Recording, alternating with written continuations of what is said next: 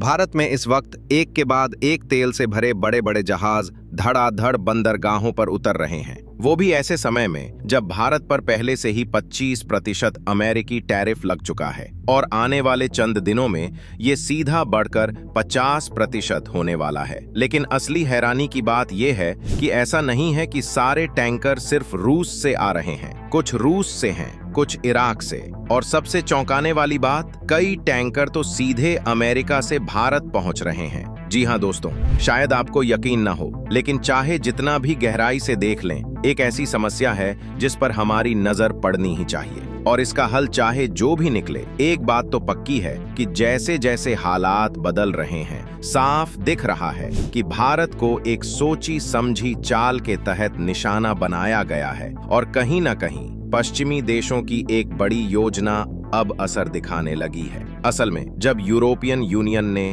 भारत की नायरा एनर्जी पर पाबंदी लगाई, तो नायरा एनर्जी को मजबूरन रूस से तेल की खरीद घटानी पड़ी। अब वही कंपनी इराक से कच्चा तेल ले रही है, जो टैंकरों में भरकर भारत पहुंच रहा है। ताजा रिपोर्ट साफ कहती हैं कि भारत ने हाल के समय में नॉन रशियन तेल की खरीद में जबरदस्त इजाफा किया है। सिर्फ 2024 में ही भारत ने इराक, सऊदी अरब और अमेरिका से 10 करोड़ बैरल से ज्यादा कच्चा तेल खरीदा। इसके साथ ही रूस से भी आयात का स्तर ऊंचा बना हुआ है, औसतन 17 से 18 लाख बैरल प्रतिदिन। लेकिन हैरानी की बात यह है, इंडियन ऑयल कॉरपोरेशन ने एक नई योजना के तहत 20% एथनॉल ब्लेंडिंग बढ़ाने का फैसला किया है। भारत में इस समय औसतन 12% ब्लेंडिंग हो रही है और लक्ष्य है कि 2025 तक इसे 20% तक पहुंचा दिया जाए। इससे देश को हर साल करीब 30,000 करोड़ रुपए की विदेशी मुद्रा बचत और 2 करोड़ टन CO2 उत्सर्जन में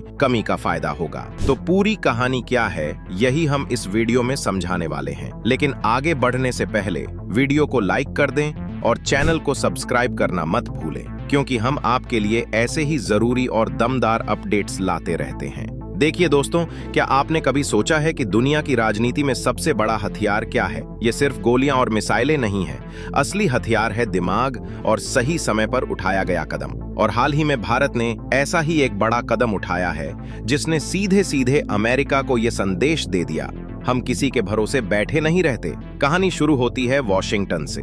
अमेरिका ने पहले से ही भारतीय निर्यात पर 25% टैरिफ लगा रखा था। अब उसमें और 25% जोड़ दिया, यानी अब अमेरिका जाने वाला हर भारतीय प्रोडक्ट 50% ज्यादा महंगा पहुंचेगा। ये सुनने में बड़ा झटका लगता है, लेकिन असली खेल अब शुरू होता है। 2023-24 में भारत का अमेरिका को कुल निर्यात लगभग 97 अरब डॉलर का था, जिसका 50% टैरिफ के बाद सीधा असर करीब 48 अरब डॉलर के सामान पर पड़ सकता है। दरअसल अमेरिका की नाराजगी असल में रूस से है, क्योंकि भारत लगातार भारी मात्रा में सस्ता रूसी कच्चा तेल खरीद रहा है। अमेरिका चाहता था कि भारत उसकी शर्तों वाले समझौते पर हस्ताक्षर करे, लेकिन भारत ने उसे सीधे सीधे ठुकरा दिया। आमतौर पर ऐसे हालात में कई देश झुक जाते हैं, लेकिन भारत ने क्या किया? उसने सीधा रुख मोड़ लिया अफ्रीका की तरफ। यहाँ एंट्री होती है नाइजीरिया की। पश्चिम अफ्रीका का सबसे बड़ा देश, महाद्वीप की सबसे बड़ी अर्थव्यवस्था, GDP लगभग 477 बिलियन डॉलर और भारत का पुराना तेल सप्लायर। कुछ साल पहले दोनों देशों के बीच सालाना 5.2 बिलियन डॉलर से ज्यादा का व्यापार होता था, जिसमें कच्चा तेल सबसे बड़ा हिस्सा था। बाद में ये घटकर लगभग 8 बिलियन डॉलर के आसपास आ गया। तेल की कीमतों में उतार चढ़ाव की वजह से आंकड़ा उल्टा दिखता है, लेकिन अब खेल फिर बदलने वाला है। इंडियन ऑयल कॉरपोरेशन ने सितंबर 2025 डिलीवरी के लिए पहले ही नाइजीरिया के अगबामी क्रूड के 10 लाख बैरल बुक कर लिए हैं। ये सिर्फ तेल का सौदा नहीं, बल्कि एक सख्त संदेश है। भारत के पास हमेशा बैकअप प्लान होता है और वो न अमेरिका के दबाव में झुकेगा, न यूरोपियन यूनियन के। यानी इशारा साफ है, एक के बाद एक तेल से भरे टैंकर अब भी भारत आ रहे हैं और सितंबर में भी आते रहेंगे, क्योंकि पूरे 10 लाख बैरल तेल नाइजीरिया उसी महीने सप्लाई करेगा। मजे की बात यह है कि रूस से भी तेल की सप्लाई पहले की तरह जोरों पर है। लाखों बैरल रूसी तेल भारत के बंदरगाहों पर उतर रहा है। इंडिया टुडे की रिपोर्ट के मुताबिक अमेरिकी टैरिफ का असर भारत की अर्थव्यवस्था पर बेहद मामूली है। भारत आराम से इस दबाव को झेल सकता है। लेकिन कहानी यहीं खत्म नहीं होती, क्योंकि अब भारत और नाइजीरिया की दोस्ती सिर्फ तेल तक सीमित नहीं रहने वाली। दोनों देश फार्मा, कृषि उपकरण, डिजिटल टेक्नोलॉजी और फूड प्रोसेसिंग जैसे कई और क्षेत्रों में मिलकर काम करने की तैयारी कर रहे हैं। मार्च 2025 में उन्होंने मिलकर कई बिलियन डॉलर का व्यापारिक लक्ष्य तय किया है। अगर ये सफल रहा तो अफ्रीका में भारत की पकड़ और मजबूत हो जाएगी। ये सिर्फ कारोबार नहीं, बल्कि एक भू राजनीतिक मास्टर स्ट्रोक है जो भविष्य में भारत को अफ्रीका का एक बड़ा पावर सेंटर बना सकता है। अगर नाइजीरिया इस तरह भारत के साथ खड़ा रहा तो अफ्रीका में चीन और पश्चिमी देशों के प्रभाव को संतुलित करने में भारत को जबरदस्त फायदा मिलेगा। यानी साफ है, ये कोई साधारण एनर्जी डील नहीं, बल्कि कूटनीति की एक ताकतवर चाल है। याद रखिए, अंतर्राष्ट्रीय राजनीति में हर चाल का असर तुरंत नहीं दिखता, लेकिन जब नतीजे आते हैं तो पूरा खेल बदल जाता है। अफ्रीका के साथ भारत का ये जुड़ाव आगे चलकर न सिर्फ तेल की कीमतें स्थिर रखेगा, बल्कि नए बाजार और बड़े निवेश के दरवाजे भी खोलेगा। उधर एक और अहम बात पर ध्यान जा रहा है, पेट्रोलियम प्रोडक्ट्स जैसे डीजल और पेट्रोल में एथनॉल मिक्सिंग को बढ़ावा देना।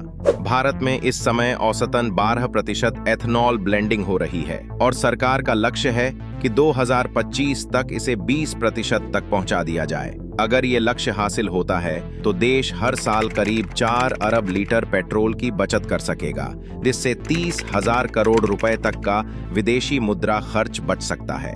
इधर अमेरिका के भीतर से भी दबाव बढ़ रहा है कि भारत को रूस और यूक्रेन के बीच चल रहे युद्ध को खत्म कराने में भूमिका निभानी चाहिए। अमेरिकी सेनेटर लिंडसे ग्राहाम ने साफ कहा है, अगर मेरे भारतीय दोस्त राष्ट्रपति ट्रंप को इस युद्ध को खत्म करने में मदद करते हैं तो ये भारत अमेरिका रिश्तों का अब तक का सबसे बड़ा कदम होगा। दोस्तों, ये बयान ऐसे समय आया है जब प्रधानमंत्री नरेंद्र मोदी ने हाल ही में रूस के राष्ट्रपति व्लादिमीर पुतिन से फोन पर बातचीत की है, और ये सिर्फ औपचारिक बातचीत नहीं थी। इसमें ऊर्जा, व्यापार और वैश्विक सुरक्षा जैसे अहम मुद्दे भी शामिल थे। यानी भारत अब सिर्फ एक खरीदार या सप्लायर नहीं, बल्कि शांति वार्ता का संभावित मध्यस्थ बनकर उभर रहा है। इसी बीच जब भारत के नए नए देशों के साथ बढ़ते व्यापारिक समझौतों की चर्चा हो रही है, तब एक और बड़ी खबर सामने आई है।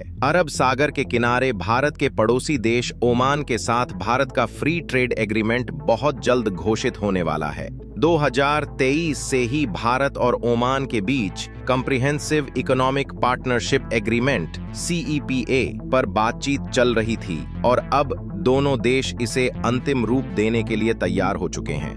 बाकी आप कमेंट में बताइए, क्या आपको लगता है कि एथनॉल ब्लेंडिंग लंबे समय में भारत के लिए फायदेमंद होगी? और वीडियो को लाइक करके दोस्तों के साथ शेयर कीजिए ताकि वो भी जान सकें। ऐसे ही और जानकारीपूर्ण वीडियो देखने के लिए चैनल को सब्सक्राइब करके बेल आइकन पर ऑल सिलेक्ट करना न भूलें।